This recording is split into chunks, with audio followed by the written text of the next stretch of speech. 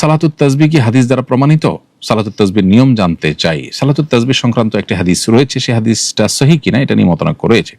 অনেক আলেমের মতেই হাদিসটি বিশুদ্ধ সূত্রে বর্ণিত নয়, এর সনদ নিয়ে যথেষ্ট আপত্তি করার সুযোগ আছে। আবার কোনো উলামা ইকরাম এটাকে সহিহ বা গ্রহণযোগ্য হিসাবে সাব্যস্ত করেছেন। বিশেষত ইবনু সাকান, হাকিম, ইমাম বায়হাকি রাহিমাহুল্লাহ, ইমাম মুনজিরি, ইবনু সালাহ এবং তাকিউদ্দিন সুবকি, তাজউদ্দিন সুবকি এবং বুলকিনি রাহিমাহুল্লাহ সহ, জারকাশি রাহিমাহুল্লাহ, আব্দুল্লাহ রাহিমাহুল্লাহ সহ অনেকেই হাদিসটিকে হাসান বা গ্রহণযোগ্যতার লেভেল পর্যন্ত মন্তব্য করেছেন।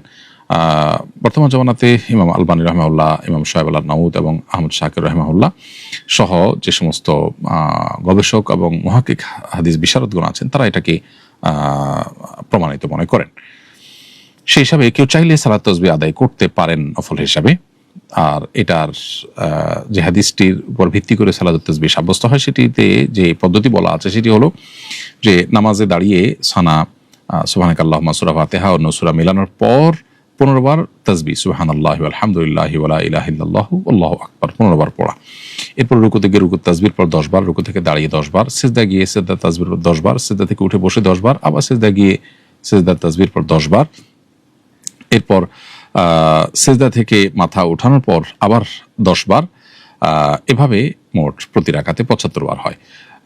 প্রথম রাকাতে সিজদা থেকে উঠে মাথা বসে 10 বার পড়ে তারপরে আবার দাঁড়িয়ে যথারীতি আগের রাকাতের মতো পড়বে।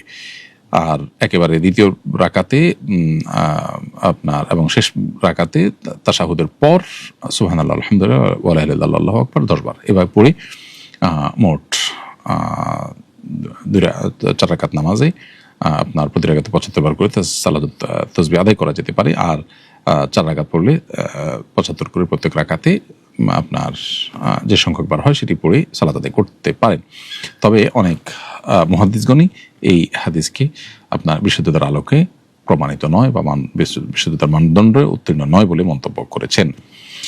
ট্রেনের আসনবিহীন টিকিট কেটে এসি বগিতে ভ্রমণ করা জায়েজ হবে কিনা?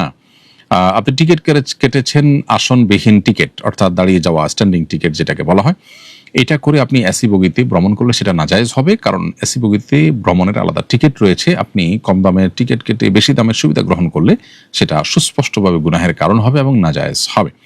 এসি বগিতে যারা আছেন তারা একটু বেশি টাকা দিয়ে টিকিট করেছেন তারা যে সুবিধা পাওয়ার জন্য, আপনি সেখানে যাওয়ার ফলে, অর্থাৎ সেখানে আপনি কম দামের টিকিট কেটে বেশি দামের সুযোগ নেয়ার ফলে তাদের তো অসুবিধাও তৈরি হবে, তাই না?